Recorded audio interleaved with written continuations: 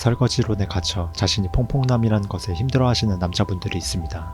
정신적 고통으로 인해 앞으로 어떤 행동을 취해야 할지, 어떤 것들을 주의해야 할지 가늠이 잘 안 잡히신 분들에게 분노를 가라앉히고 상황을 차분히 이해할 수 있는 영상이 있었으면 좋겠다는 생각이 들어 조금이나마 도움이 될까 이 영상을 만들었습니다. 어떻게 이렇게까지 되었는가부터 앞으로 어떻게 흘러갈 것인가까지 단계적으로 얘기해볼까 합니다.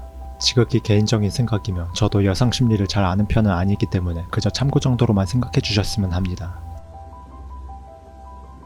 일에 취해 바쁘게 살아가던 남자가 사랑스러운 여자를 만나 사랑에 빠지며 이 여자에게만 희생해야겠다는 마음으로 서약하며 결혼을 합니다. 이때 남자는 자신의 사랑이 온전히 한 여자만을 향했기에 마음속으로 누구도 끼어들 수 없는 빈틈없는 사랑이라 생각하며 결혼하지만 여자는 완벽하게 마음에 들진 않는 매력이 부족한 남자에게서 오는 사랑으로는 자신의 마음을 가득 채우지 못할 거라는 생각을 어느 정도 가지고 결혼을 했을 겁니다. 분명 문제가 발생할 수 있지만 남자가 여자보다 경제적 우위를 점하고 있는 상태라면 남자는 그녀도 나처럼 온전히 나를 사랑하고 있을 것이다 라는 착각을 하고 있을 가능성이 크고 여자는 마음에 완벽히 드는 상대가 아니더라도 결혼 후 높아질 삶의 질을 생각하면 어느 정도 행복해지니 비어있는 마음의 문제는 앞으로 나아질 삶의 질이 해결해 줄 것이라는 기대감을 갖고 있을 가능성이 큽니다. 즉 남자는 오직 사랑의 힘으로 결혼을 하고 여자는 절반은 사랑, 절반은 경제적인 삶에 대한 기대심으로 결혼을 하게 됩니다. 남자는 가장 궁극적인 가식 없는 사랑을 원했을 거라 생각합니다. 생활 수준, 경제 상황, 주변의 유혹보다 한층 더 고차원적인 이성의 내면에 빠져들어 서로가 서로에게 온전히 자신의 가치를 내어줄 수 있는 관계를 원했기 때문에 자신의 가장 높은 가치인 경제 능력을 온전히 내어주고 여자의 가장 높은 가치인 여성성과 배려심을 바라게 됩니다. 이것이 잘 맞물리게 된다면 문제가 없지만 여자는 나아진 삶의 질에도 마음이 전부 채워지지 않고 더 매력적인 남자를 만나지 못한 것에 대한 불만으로 결혼 생활의 만족도가 떨어지게 되며 남자의 경제 가치를 100% 받더라도 여자의 삶의 만족도는 100%가 아니었을 겁니다. 서서히 기대감이 사라지고 서서히 불만이 늘어나게 되면 여자는 더 이상 자신의 가치인 여성성과 배려심을 내어주기 싫게 됩니다. 그리고 이 상황은 머지않아 설거지론의 가장 핵심적인 문제를 등장시키게 됩니다. 여자가 결혼 생활의 절반 정도만 만족해서 절반만큼만 자신의 가치를 내어줄 생각이라면 반대로 남자에게도 절반의 가치만 받아내고 절반만큼만 사랑해달라는 합리적인 사랑을 제시해야 합니다. 그래야 누구 하나 지치지 않고 결혼 생활을 이어나갈 수 있지만 당장 결혼 생활이 불만족스러우니 남자가 해오던 온전한 희생은 최대한 받아내려 하고 자신은 만족한 만큼만 가치를 내어주려고 하는 행태를 보이게 됩니다. 남자는 지속적으로 궁극적인 사랑을 위해 온 힘을 쏟는 반면 여자는 계산적으로 합리적인 사랑을 하며 내키는 만큼만 힘을 쓰는 양상이 나타납니다. 이러한 불균형으로 인해 결국에는 남자가 먼저 결혼 생활에 지쳐 힘들어하는 상황으로 치닫게 됩니다. 그렇다면 이 상황에서 어떻게 행동하면 좋을까? 저는 상황 점검, 마지막 호소, 경제권 강탈이라는 이 세 가지 행동이 필요하다고 생각합니다. 설거지론이 처음 등장했을 때 저는 대부분의 결혼 생활에 만족스럽지 않은 남자분들이 피해자의 입장에 설 것이라 생각하면서도 그중 일부 소수의 남자분들은 자신을 피해자의 입장으로 착각하고 있을 수도 있을 거라는 생각을 했습니다. 쉽게 말하자면 결혼했을 당시보다 자신의 매력이 현저히 떨어져 있거나 결혼 생활에 정성을 다하지 않아 트러블이 생긴 것이지만 이것을 단순히 설거지당했다고 생각하는 남자분들도 있을 거라는 생각입니다. 어디까지나 주관적인 영역이고 정도의 차이라 누군가가 함부로 판단할 수는 없지만 큰 결단을 앞두기 전에 다시 한번 이 상황을 스스로 면밀하게 점검할 필요가 있다고 생각합니다. 나는 정말로 이상적인 결혼 생활을 위해 많은 희생을 감내했는가를.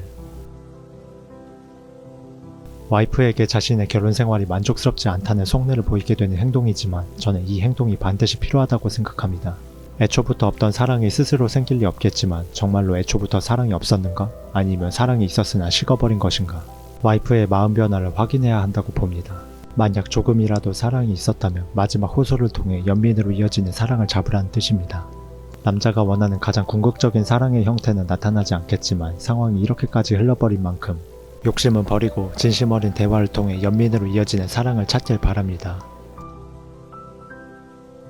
사실 이 행동이 가장 불안하고 어렵습니다. 있던 경제권을 뺏기는 여자도 힘들어지고 없던 경제권을 강제로 빼앗는 남자 쪽도 힘들어집니다. 결혼하기 전 남자의 가장 강력한 무기는 경제 능력이었으며 그 무기의 힘으로 결혼까지 골인할 수 있었다고 봅니다.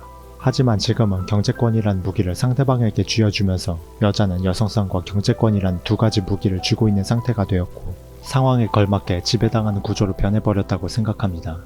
이 상황이 지속되어봤자 힘들어지는 건 남자 쪽이 더 크기 때문에 경제권을 강제로 빼앗는 행동으로 지배당하는 구조에서 벗어나 결혼하기 전 동등했던 위치로 돌아가자는 뜻입니다. 이 행동이 가장 힘든 이유는 남자가 원하는 궁극적인 사랑도 차선책으로 선택하는 연민으로 인한 사랑도 이룰 수 없기 때문입니다. 경제권이 빼앗긴 여자는 분명 극도로 불안감을 느끼며 경제권을 빼앗아가는 이유에 대해 오만 가지 생각을 할 것입니다. 빼앗긴 삶의 질에 대한 분노와 함께 남자의 외도나 이혼에 대한 생각까지 하겠지만 여자의 이런 불안 심리를 주의해서 잘 다룬다면 주변 환경이나 경제 상황에 따른 구조적인 사랑을 이룰 수 있다고 생각합니다. 쉽게 말해 상황 연출로 마음을 길들여보자는 뜻입니다. 이 행동을 할 때 가장 주의해야 할 핵심은 나는 너를 떠날 생각이 없다라는 스탠스를 취해야 한다는 점입니다. 내가 너에게서 경제권을 빼앗는 이유는 내 생활이 불만족스럽기 때문에 만족스러웠던 나의 예전 생활을 되찾기 위한 단계이다. 절대로 너를 위한 사랑이 식었거나 이혼하려는 뜻은 없다. 그저 예전처럼 만족스러운 생활을 되찾으면서 너를 볼살필 생각이다 라는 스탠스로 경제권을 빼앗고 난 다음에는 오히려 여자에게 이전보다 진심으로 더 잘해주는 모습을 보여야 합니다. 이러한 남자의 행동을 직면한 여자는 처음에는 불안, 분노, 슬픔으로 제대로 된 판단을 못하더라도 시간이 지나 남자가 잘해주는 행동에 위로를 받고 어느 정도 마음을 추스려 이성적인 상태가 조금이라도 돌아온다면 두 가지 선택지에 고민을 하게 될 것입니다.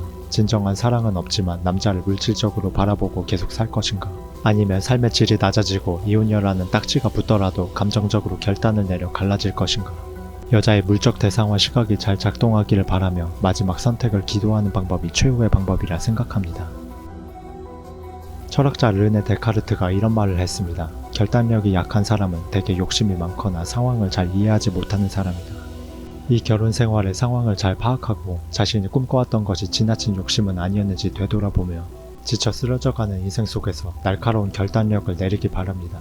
언제나 선택과 대가의 몫은 당신입니다. 세상의 편인이었습니다.